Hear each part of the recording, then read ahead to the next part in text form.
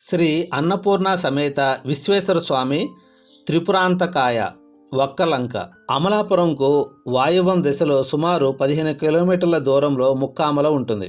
ముక్కామల గ్రామంకు ఉత్తరంగా సుమారు 2.5 కిలోమీటర్ల దూరాన వక్కలంక గ్రామం ఉంటుంది.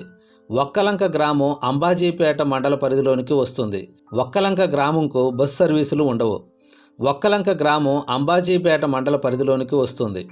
వక్కలంక నందు 4వ రుద్రుడు అయిన త్రిపురాంతక రుద్రని చూడగలము. త్రిపురాసులను సంహరించి శివుడు త్రిపురాంతకుడుగా ఖ్యాతిగాంచాడు.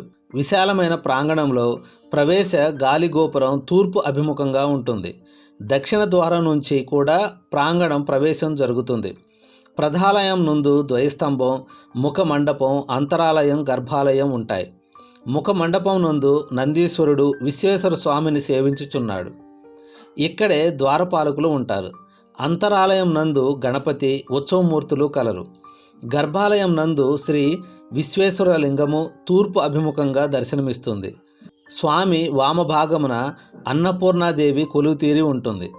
విశ్వేశ్వర స్వామి వారి కళ్యాణం వైశాఖ శుద్ధ ఏకాదశి నాడు జరుగుతుంది. కనుమ పండుగ రోజున వక్కలంక గ్రామస్తులు ప్రబల తీర్థంలో పాలు పంచుకుంటారు. వక్కలంకలో సుందరంగా ప్రభను తయారు చేసి మేళతాళాలతో ఊరేగిస్తూ జగ్గన తోటకు బయలుదేరతారు. పూర్వం తారకాసురుని పుత్రులు ముగ్గురు 3 పురములుగా మారి త్రిపురాసురులుగా పేరు పొందారు.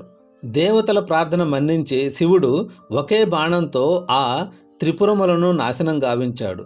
ఆ త్రిపురాంతక రుద్రుడే విశ్వేశ్వరుడిగా ఖ్యాతి పొందాడు.